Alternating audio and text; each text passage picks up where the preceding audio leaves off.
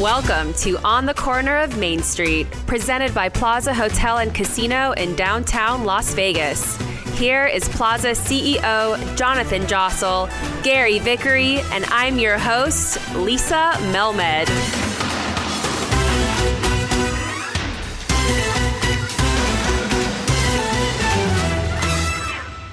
Hello and welcome to Oscars. Hello, Jonathan. How are you? Good morning, Lisa. Doing very well. It's good to be here. We had some very good news from our governor just last week. What day is today? When was that? Yeah, about a week ago, where we were able to increase our occupancies a little bit, but more importantly, got a vision into the future of when we might be able to start applying for larger events and start seeing some travel. And I think the mood is one of, although we've been saying this for a long time, that there's light at the end of the tunnel, but the mood is definitely one of there is light at the end of the tunnel. We see people coming back, and maybe we're going to turn that corner and get back to at least maybe what we saw in the summer of last year, where people are still traveling and busier weekends at least. I mean, hopefully the 2020s, the roaring 20s. That's going to take a bit more time, but we're getting there. Absolutely, we're getting there, so I'm excited for that. And I'm excited for our guest today because I haven't seen him in a year. He locked down. Wisely. And so I haven't seen him in a long time, but we're going to be talking about our 50th anniversary later on, right? Yes. And we just did a press release. We thought about doing back in December, but obviously it's hard to put out a press release about something exciting in the midst of the pandemic. And it was tough to sort of plan for those things when we really had no roadmap out of this. So we finally came out that we're going to be doing this 50-year anniversary, and we'll be getting more information later in the year for how those celebrations will look. But for now, we're celebrating all year long. We're giving away $50,000 in cash. We have special 50th anniversary chips, T-shirts, golf balls, shot glasses, keychains, all at the Plaza Rewards Players Club. And we're doing a giveaway for people who are celebrating 10 years of marriage or more. We wanted to do it just for people who are celebrating their 50th year anniversary. But in Las Vegas, there's not enough of those. But we're excited. And of course, there's going to be more details to come as we share it down the line. But let's get into our guest because he is a Vegas expert and was actually called on to write an article about the Plaza's 50th anniversary by Global Gaming Business.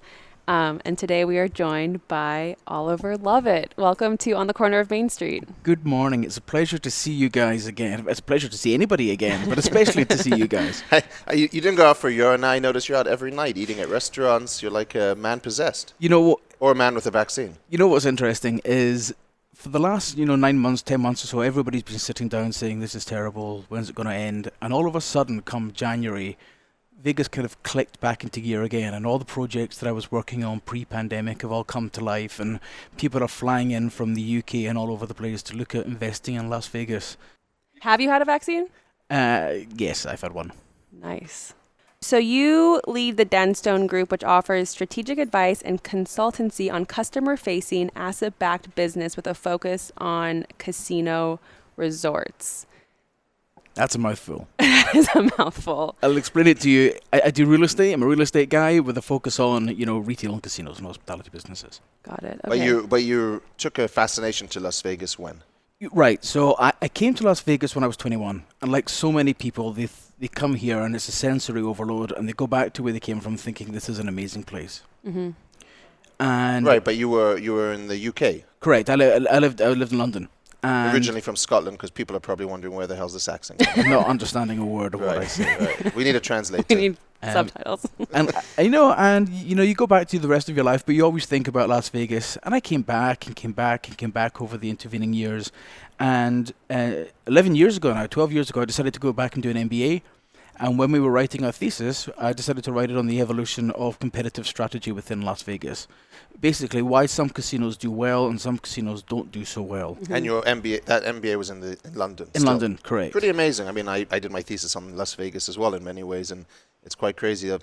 I would say I was a very unlikely candidate to be living in Las Vegas. You're probably the one more unlikely than myself to be living in Las Vegas. Quite. The other thing I'll say is when I sort of do my research, the amount of scholarly work that is written on the business history of Las Vegas is very limited. You had Dave Schwartz on the podcast, and people like Michael Green, who's a professor at the UNLV, but the history of the business side of things is really interesting. And that's kind of what led me out here, because, and I'm sure we'll talk about more of this today, that there really isn't anything new about this business. It's an analog business. And if you look at downtown and you look at the strip, you have the same operators selling the same product at the same time, at the same place, to the same people, at the same price. Okay. That's a lot of sames, yeah. Quite. If you go into the Wynn and you want to play blackjack, it's more or less the same game at Excalibur or Circus Circus. It's a $10 game of blackjack. You can't sell it cheaper. Right? You can't drive additional profit from it unless you're changing the odds. And in which case, people are paying more to play worse odds games in different environments. Right. So how do you get differentiation? How can you drive competitive advantage from a non-differentiatable product? And that's what your thesis was about. That's what my thesis was about. And that was 12 years ago, you said? Yep. What was the conclusion? The conclusion is that the product can't be differentiated, the customer can be differentiated. And what the first question we have to ask is, who is our customer? And that's not a question that is asked enough, I think, by operators in this town. You're very correct about that. But then how did that evolve into you leading a group? Because I think our first interaction was an email from you saying that you're bringing a group out here. I take credit for this. I may be wrong on this, that I was your first guest speaker to your CAS Business School. I might be wrong. Now it's evolved into something much bigger. You have all the strip operators involved. You have some very, very storied speakers and people with a lot of history. But I think I recall, I must have been a decade ago, doing it for about 6 people in our boardroom talking about downtown Las Vegas. So how did your thesis evolve into this group, and how did that group then evolve? Right. So when I finished my thesis, the business school said, you've done a really interesting piece of research. Would you like to come and teach a class? And I said, sure, but I want to be able to bring my students to Las Vegas. And they're like, you want to go where to study? Yeah. And we got that passed by faculty, and since then we've brought about 350, 400 students out. I mean, it's really disappointing. This year's group couldn't come out because of the pandemic. But we're looking at next year's already. You were one of our first, and it was very interesting because, like we say, on the strip you've got far greater diversity of customers. In downtown, you don't have the same diversity of customers. You don't have, for example, a huge Asian market, right? Or you don't have the same, international business here. It's much more narrow. So it's really interesting to come and study, the strategy of downtown. What I discovered was there was only 2 drivers of competitive advantage. And number one is location. And once you've built your building, there's not an awful lot you can do about it. And the second thing is customer loyalty. And there's different types of customer, and there's different types of loyalty. And the key to running a successful business from a strategic point of view is by aligning them. And so that's what came out of the findings of these business trips. Each year you would bring out, call it 50 students at a time. You would have speakers on the strip, speakers downtown, 4 or 5 days. I mean, it must speak to the glamour and what always struck me is the intrigue of Las Vegas, is how people are so intrigued by, oh, you live in Las Vegas? Oh, not so much today, but for me, 10, 12, 15, 14 years ago when I moved here, it was a lot of intrigue about, wow, what's it like to live there? What's the business environment like? So it's great that people like you are shining a spotlight and giving people access to that, because you're taking, like I said, 40, 50 kids from the UK to experience Las Vegas and to hear it from the inside, which, like you say, nobody's really doing that. Yeah, you had, so Jason Strauss was on a couple of weeks ago, and that was very insightful. And obviously, there was a Harvard case study. By the way, you're clearly proving here that you listen to all of our episodes, which I very much thank you for doing. Thank you. No, I love the show, because it's very rarely that you get people, of this nature talking about their businesses and themselves. But Anita Elbersy at Harvard did the case study into Marquee Nightclub New York, and then she did a follow-up book called Blockbusters, where they looked at the opening of Marquee in the Cosmopolitan. And alongside Gary Loveman, who was for a period the CEO and president of Caesars, and Loveman was a Harvard professor before he came into gaming. So the 2, Harvard professors coming in, taking, doing analysis of the gaming industry at a high level, proved that there was an audience and a business case to study this market. What I've tried to do is, with my writing, which is, a hobby rather than what I do for a living, is to try and shed that light on, how this industry works and what other businesses can learn from it. Fascinating. It's great, and it's great to see the way it's growing into something that I enjoy speaking at every year, and I'm sure that the students get a lot of value out of it. I think so. I think it's remarkable what you've done here. I mean, I'm sure we'll talk about this, later on in the Plaza. But, when I first came to downtown, we started looking at this market. It's unrecognizable. Right. The Plaza is unrecognizable. Well, it's and as an area, it's not just us. It's a many people that have come together here to make this happen. As Oscar would say, it's a 12-year overnight success for sure. him. It came to be over a long period of time, and now you're seeing the benefits of all of that. But I do think that the more people should take an interest in what you're saying, in what you're doing, and bringing more of that, highlighting the businesses and making a business program about Las Vegas, I think is a great idea. You wrote a paper in 2015 about the resurgence of downtown. I think in that you said the students you brought all on their night off, they, instead of going out on the strip, they all came downtown. Yeah, they came down to Fremont East on the last night. Usually I was expecting people to go out to a nightclub or wherever. They all wanted to come and hang down on Fremont East. Now, if you'd said that would be one of the outcomes when I started putting the trip together 10 years ago, people would have laughed me out of town. Mm-hmm. And I think you'll see now, and again, the data since 2015 and today is that, revenues downtown are through the roof compared to the comparisons of the strip, because, this place knows who its customer is, and it caters clearly for, a younger crowd, a more authentic customer. Mm-hmm. And there's nothing wrong with the offering in the strip because people come here for different reasons. But the group who are the student group, who are smart, who are seeking that authentic experience, much prefer to come down here. Well, I know I've said this before, and what you're saying is exactly right. We had no problem in getting people to come down here to look at the Fremont Street experience, to look at the old signs, look at the historical elements of One Main Street and the locations. But there was no reason for them to stay here, and that was the issue. I even remember with your first class out here, we did it in our boardroom because I had nowhere for them to meet. Now we have our meeting space. We have Oscars. We all meet for a drink afterwards. I could say to you, go down to East Fremont, go look at the bars. It's not that the people changed. It's that we changed and gave them something to actually do while they were down here, and that's why they were willing to come down here. And the change, for example, in food and beverage is phenomenal. Right. And and for people, who are involved in the industry will have the saying that amenities, aren't necessarily, traditionally revenue drivers. Gaming was the revenue drivers. What you're seeing now more so is that the offering, food and beverage offering, is good enough down here. People are actually coming down to eat, not necessarily to game. So, you look at Oscars, you look at what, Derek's done at the D, and you look at, across the road at Circa. Everybody else is taking notice and, upping their game. Absolutely, and not just food and beverage. They got rooms, they got pools. There's things to do. Yeah, and there wasn't before. And then you mix in the great value that goes along with that. You got a good recipe for your future business groups to analyze. Tell us about your paper that you wrote in March of 2020, From Teamsters to Titans, How Casino Financing Evolved from Backroom to Boardroom. That was a lot of fun. So before I did my MBA, I worked in real estate back in the UK, and my first master's degree was real estate finance and investment.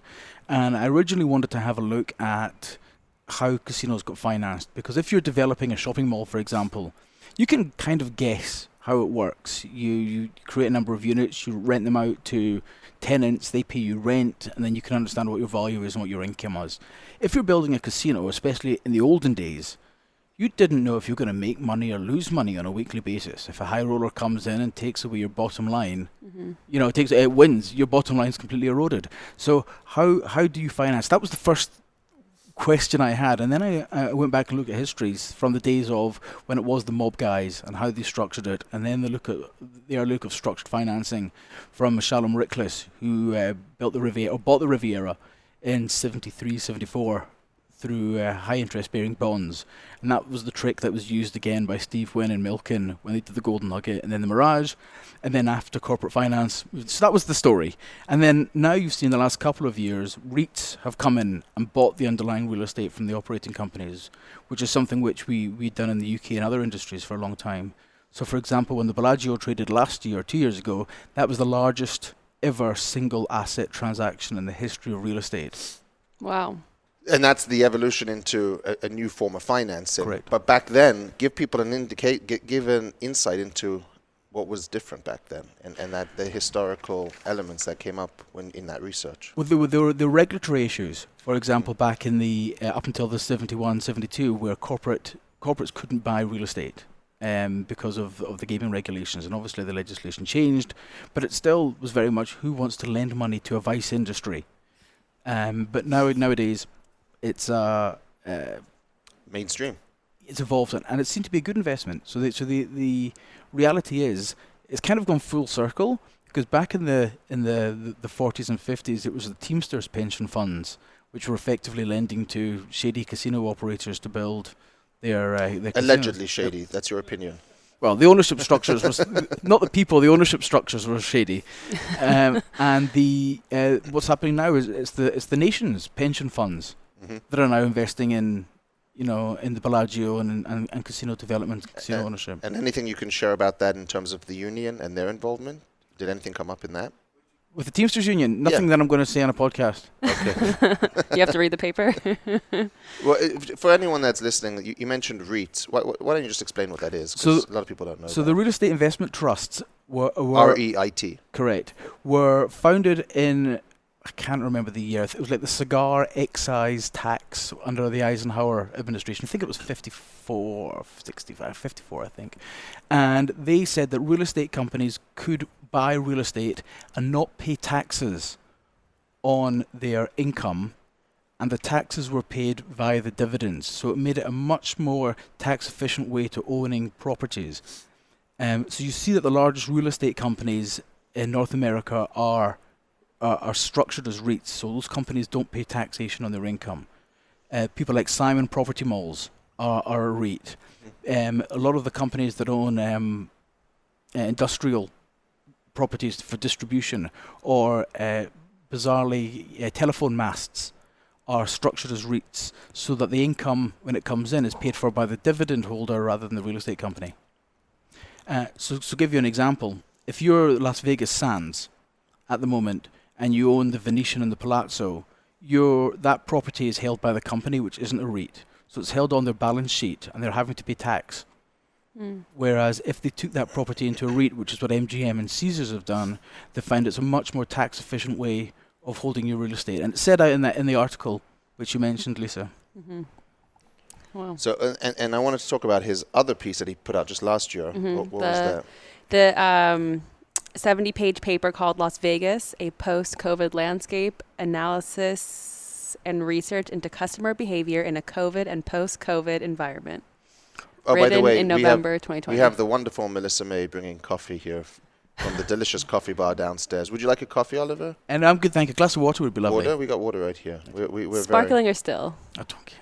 As long as it's wet. So, you and I had some heated conversations about some of your thoughts on, and I believe you actually wrote a letter to the governor regarding keeping Las Vegas locked down. Talk about that and how that evolved into your findings and who you worked with, because you worked with some very impressive people on your findings. Sure. So it basically comes from sitting down with my buddies, right? Like having conversations with you. When's it going to open? How's it going to open? Is it going to open gaming first? Are we going to open all at the one time? Surely there's a pent-up demand. People are going to want to do different things.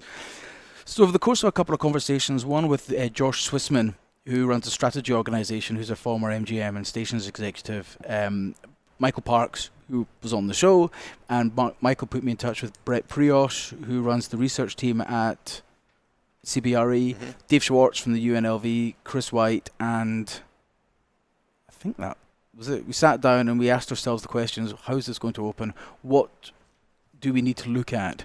And we wrote quite a large, thorough paper looking at previous recessions in Las Vegas or previous crises, and how Las Vegas recovered. We spoke to 40 casino executives anonymously, and they gave us their feedback on what they thought the recovery was looking like and what the issues were. And we surveyed over 1,000 Las Vegas customers to try and get trends over when they were likely to come back and what the behaviors would be and attitudes would be when they did. And it was quite a comprehensive piece. And I think the conclusions for that are, like I said before, there's very little that's new, right? This is new, but there are examples in the past over how Las Vegas exists. In the 1980s, 40 years ago, we had the MGM and Hilton fires. Yep. At the end of the decade, where dozens of people died. You had a huge double-dip recession going on nationally in the 1980s where it was the highest unemployment recorded in the United States. And you had the legalization of gaming in Atlantic City. Mm-hmm. And people, the high rollers all went off to Atlantic City very, very quickly. They abandoned Vegas and went over to, the newer, shinier properties. And people asked the question, is Las Vegas finished? Is Las Vegas safe? Are the properties safe? Mm-hmm. Are we going to get burnt alive if we come to Las Vegas? So, in order for that to occur, and if you look at the data from that time, occupancies were about 70% in 82, 83. And, the economy recovered by doing things differently.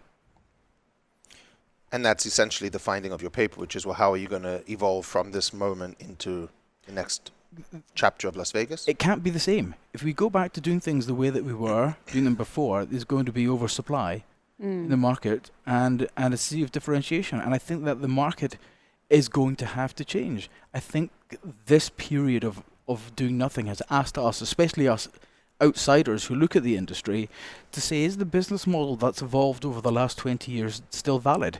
Do MGM and Caesars need to operate 18 properties in the Las Vegas corridor? Right. Well, okay, so hold on. Quick question on that. This was done a few months ago. Since the paper, has anything happened that's changed your results or thinking of the paper?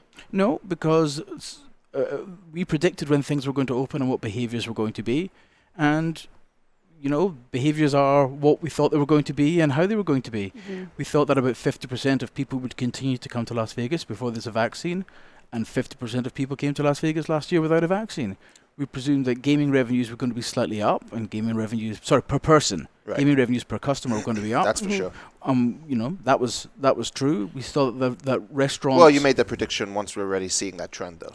We did the research in September. Yeah, no, you did a good job with that. I'll give you that. It takes a couple of months to get it from research onto paper. Mm-hmm. Correct. And we're still at the beginning of the end of this crisis. So a couple of things. Firstly, where can people find his papers? Mm-hmm. Well, as of now, you have to buy this one, but if you hang on there for a couple of weeks, it's going to be available for free because obviously the people that needed to pay for it have now got the information. Got it, right. And we're going to distribute it for free. So I agree with a lot of what you're saying, and then of course there's an element of me which may be more hopeful, doesn't, because I'm a part owner of that movement that you're talking about, but I don't see how you have to evolve to the point where we're no longer doing what we were doing, like you're saying, because what we talk about with all of our guests here is Las Vegas has this experience that you cannot get anywhere else. And so there's always going to be demand for that. The issue that I do agree with you on is there is oversupply if you don't get back to having international conventions, international tourism, and large-scale events, because that's the only way you can keep feeding that supply, especially midweek. So there is an element to what you're saying. The problem is the only thing that people have come up with at this point to fill that supply is large-scale events and conventions. We saw last summer, with no events and no conventions due to the pandemic, we saw tremendously good occupancy for the pools. People still wanted to come here in the summer because of the weather, because of the fun, and that was without the nightclubs, right? That was without the pool parties, but you still had people that want to come to Vegas, and you're always going to have that. The issue is, and I guess maybe I'm coming back to that, you're correct on this, is midweek, there's just too much supply without having mass travel and mass events. Right. My counter to this would be, and some things which you guys do in here give me some of the answers to it. You guys have or had a blues festival, where you'd have 20 stages and 1,000 people would come in, and it would fill the neighboring hotels as well, because people wanted tickets to come to the blues festival here. Correct. For anyone that doesn't know, that's the Big Blues Bender. We used to be the home of it. We helped do the first few years of it, and then now it's grown even bigger than our property, but obviously it didn't happen due to the pandemic. So there are a huge amount of people who take cruises, particularly from the neighboring states, and those cruises are not in business just now. Mm-hmm. So why not program your properties to meet the needs of the customers who would normally be taking cruises? Now, this may seem far-fetched, and it may seem a bit niche, but why not do a 1960s week where retirees who are living in Palm Springs, Southern California, who are not on their cruises, can come Monday to Friday. Oliver, should we talk about this offline? Because maybe we're going to do this. And now you're giving about my ideas to people. No, but the reality is, and one of the findings of this research showed that the older customers who are perhaps more prone or cautious of COVID were not coming here, not because of necessarily coming to Vegas, but because they didn't want to be around the younger customers who didn't care as much about being cautious. So if you can program something specifically for those older customers midweek, there is a strong business case to do so, especially while there are no conventions. Yeah, absolutely. Do you think going forward we'll have to have people show papers of vaccination, or where do you think that goes? I've got no idea.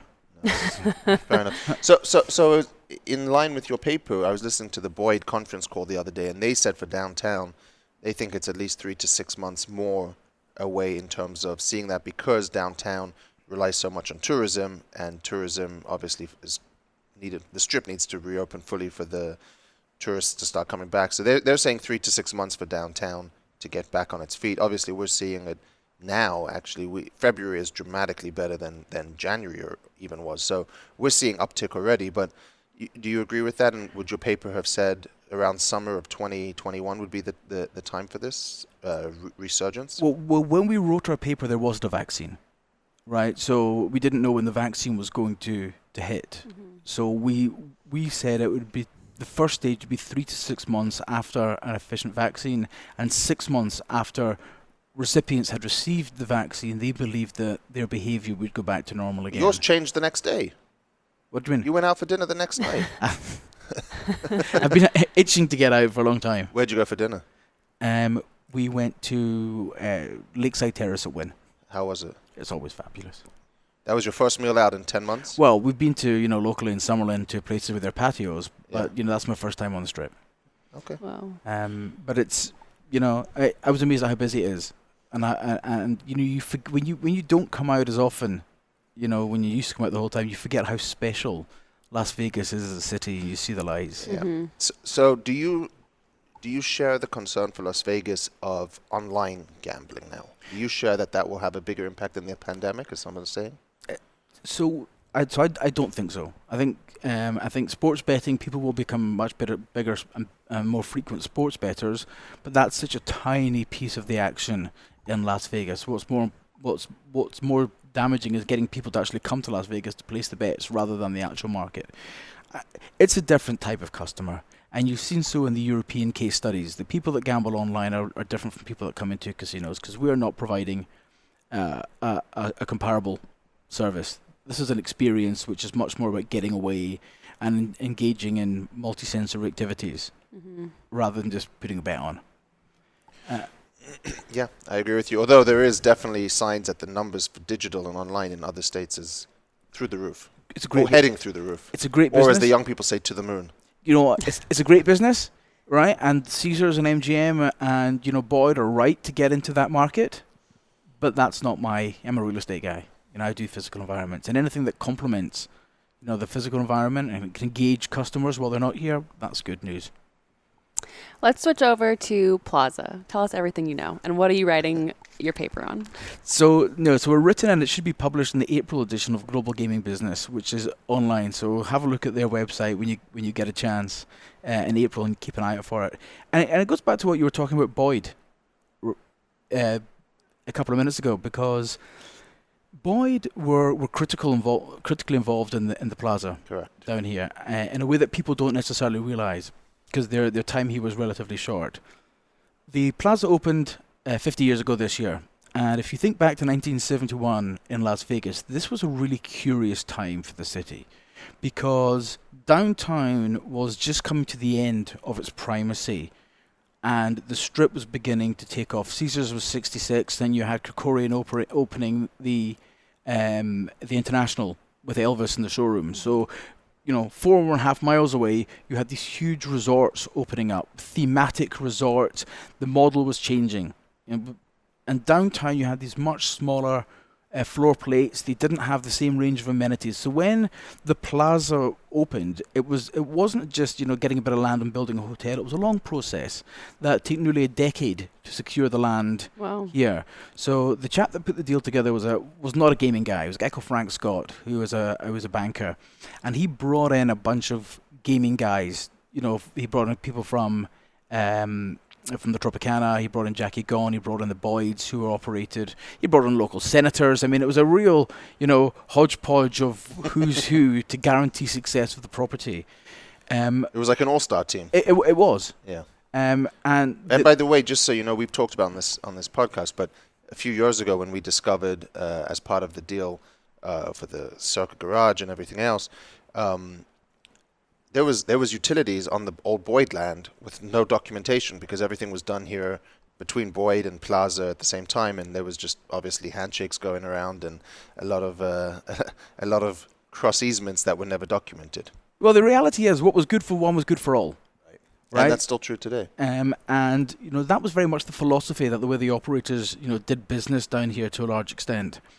What I didn't know until I started reading through the old company reports for the Union Pacific Railroad was that one of their subsidiaries, I think it was called Upland Properties, put in nearly $10 million of the construction budget to build this property. So the building was built by the train station, by Union Pacific, rather than private developers. And that's why it was called the Union Plaza. So you had the train station in the property, and at the time I think it was the only train station in the world that had a casino in it, because you get off the train and you'd literally come into the casino here. And I think that ran till the mid-1990s. The train was still running. You could alight at the hotel. But going back to, you have this really interesting period where 1971 the property opened, and you've got these legends of Las Vegas all invested in this property. Jackie Gone, Sam Boyd, Bill Boyd, and I'm sure you can imagine that these guys had their own different operating philosophies and their different ways of doing business. Yep. And so what turned out to be an all-star team turned out to be perhaps a clash of ideas. Interesting. This came out looking at the research and some of the early papers and the early campaigns. There was this schism between, is the Plaza a locals property or is the Plaza a tourist property? And, Sam and Bill Boyd had bought the wheel down in Henderson, which became the Eldorado, which recently traded again. And that was their first property. And they employed women dealers down there, and it was much more of a locals casino. And they wanted to bring that locals philosophy down here to downtown and try and bring locals in. And they brought in things like women dealers, which were really controversial, especially with the old school Fremont guys who didn't believe that women should be dealing. It's far too distracting to the gamblers to have women dealers, and it was illegal. You had to change the law to have women dealers because of the plot. Yeah. Wow. And take on unions and whatnot. But Sam Boyd did it, and after 2 or 3 years, you can see for example they brought shows here to try and bring in the locals, like theatre shows, production shows, Broadway shows into the Plaza, which hadn't been done here before, and yet locals came in. It was seen as an amenity, and they'd come and they'd gamble and they'd play. Whereas Jackie Gone had a much greater sense of success at the El Cortez and the other properties that he operated, bringing in the Midwestern crowd and tourists from across the country. And, in 1973, and the property was very successful. Everybody made money. Everyone was happy. The Boyds, who were the largest shareholders of the equity shareholders, cashed out. Jackie Gone took over the operations, and the Boyds went across the road to the Cal with the proceeds of their profits. Right. So they believed in the area, they believed in the property, but it's a really interesting legacy in terms of casino management and operations. Is while the dream team sounds like a good idea, in practice you need a singular voice determining strategy. Too many cooks in the kitchen. Quite. And so Jackie Gone then takes over. Correct. And takes the Plaza through to ultimately when we got involved. But what was that? Do you have any insight on that period? Sure. I know for one thing, he did not want the building named Jackie Gone's Union Plaza or Jackie Gone's Plaza. That was the team that thought that should happen. You're right, because by that time they'd already expanded, because Steve Wynn had bought the Golden Nugget, and he started building that property into the luxury property from '73 onwards. And by the way, Jackie Gone was an investor Right. in that. So he was invested in the success of the Nuggets. We didn't necessarily see the Nugget as a competitor, and Gone had doubled the size of the Plaza. He'd added the convention rooms. He changed the pool area. So a lot of the structural work was done in the 1980s, and in the early 90s, the original investors, Frank Scott, decided he wanted to retire. He'd made a lot of money since the 1960s on this property, so Jackie Gone bought out his interest. And the railroad decided, what the hell are we doing owning a casino in downtown Las Vegas? We should probably sell our interest and cash out. And he bought out he bought their interest. The railroad was not just financing; they actually they owned it. Yeah, they had an equity piece. Right. Okay. Or the landlord piece. Uh-huh. And they sold the building to Jackie Gone, and I'm guessing, and I can't see this written anywhere, they said because the Union Pacific are no longer involved in this project, you can no longer call this the Union Plaza. And I couldn't see it anywhere, but I'm guessing because the change came round about the same time. And I'm also guessing that, being downtown and the plaza and a name, going back to the point of being a differentiator, you had Binions, you had Sam Boyd's Fremont, you had, At the Cal, which is obviously the Boyd property. Steve Wynn was synonymous with Nugget at the time. It seemed like an obvious strategy to differentiate your property by sticking the owner's name above the door. Right, and that's what they did. And anyone that's been in town a decent period of time still refers to it as the Union Plaza, which I always enjoy hearing when they say that, including the mayor who called it the Union Plaza on TV the other day. But the interesting thing with the trademark, of course, was they called it the Union Plaza, which is what the name was. We had a big issue back in 2008, 2009 when they wanted to build the Plaza on the Strip. And we actually lost that case because Plaza was the trademark for the state, but not the federal trademark. The Plaza in New York owned the federal trademark. And they were trying to build the Plaza from New York on the Strip, if you recall that deal. I think that's where Resorts World is. No, it's one over. It's where... Frontier. It was the Alad. The old Frontier, exactly. The Alad group, yep. Yeah. So we actually lost that case because we did not have the federal trademark for the Plaza name, which they should have done when they went back to the Plaza. But it was never called the Plaza. It was Union Plaza, Jackie Gone's Plaza, and then obviously just became the Plaza to us. Yeah, it was an interesting story at the time. The other interesting thing, by the way, if, for example, brands like Horseshoe, it's the same story. When Caesars bought Binion's Horseshoe, they kept the name Horseshoe at the World Series of Poker and then exited the property. Right. Because for Caesars, the brand value related to gaming of both the World Series of Poker and the Horseshoe brands were actually worth more than the casino was. So a lot of the legacy brands that you have within gaming came from downtown Las Vegas. The likes of the golden nuggets all over the world, right? But because of the legacy and the attachment to Las Vegas, this is the original home of much of the gambling, right? Culture.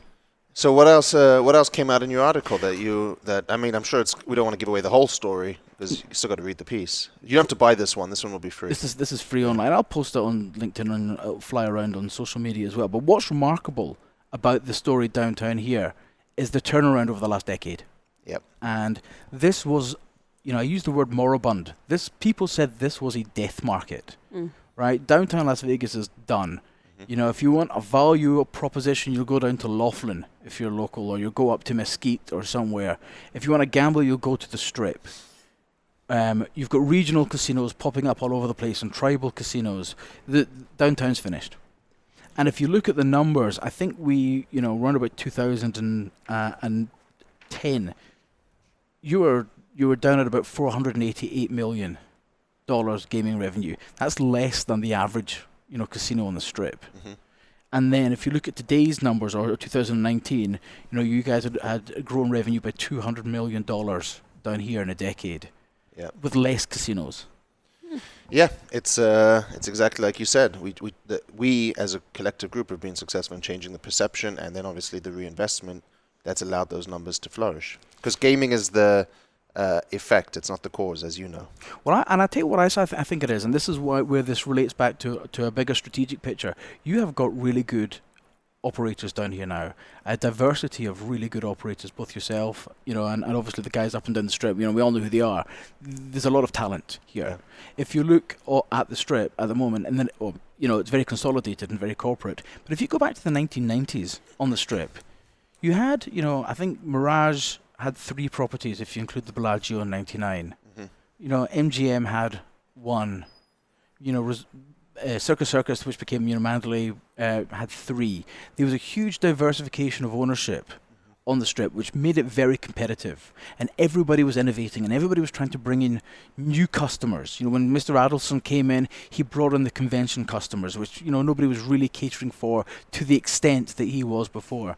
And I wonder if we're going to move into a cycle where what's happened down here in Fremont is because the different owners have come in with different ideas and a hospitality mindset and a solid business mindset and pivoted their offering for particular customers. Yeah.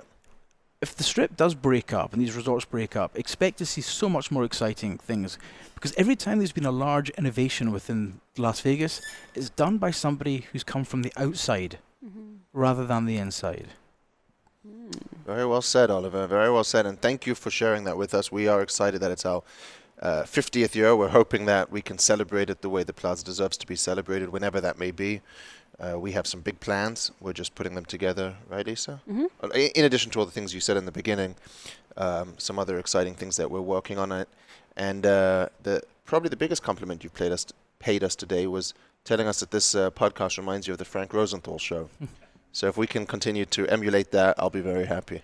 Can I say one other thing? I mean, when studying this market, the one thing which you guys do in a different way to the other guys on the strip is, when you say strip, you mean downtown? So on Fremont, on the Fremont area, is it's about the gambling. Now, I'm not really a gambling guy, right? I don't play video poker, and I don't do all that kind of stuff. But when I look at your offering, you've always got innovative games. You're trying new things. You've got single zero roulette. You're giving the gamblers a good deal. You're offering good odds on blackjack. You're not sitting there trying to gouge your customers. It's there's a fair bet and a fair gamble. And I would say it reminds me a little bit of Benny Binion. In the old days, and I'm not comparing you with Benny Binion. Thank you. But he used to say, we're going to give our customers, a good drink and a square gamble. Yeah. Right? And you're not.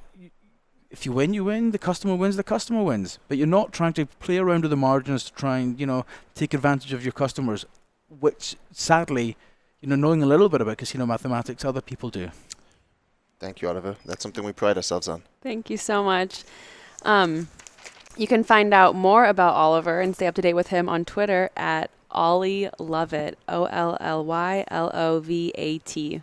As an aside, I want to compliment you because I think you took a big risk moving your family out from the UK to Las Vegas. I'm sure it wasn't easy always, and congratulations to you for making a real success of yourself. And the research that you've done has been a big part of the city, and people have relied on it. So thank you, and well done. Well, like I said, this is the hobby.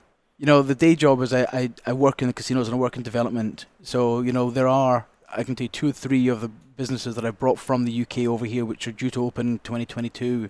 And it's I love this city. And if you're involved in real estate development and strategy, this is a really interesting place to work. Awesome. And the weather is so much better than Thank you, London. Oliver. Thank you so much. We'll be back again soon, but in the meantime, please rate, review, and subscribe. Tell your friends about the podcast. And of course, follow us on social. On Twitter and Instagram, it's @PlazaPod, and on Facebook, find us at Plaza Podcast.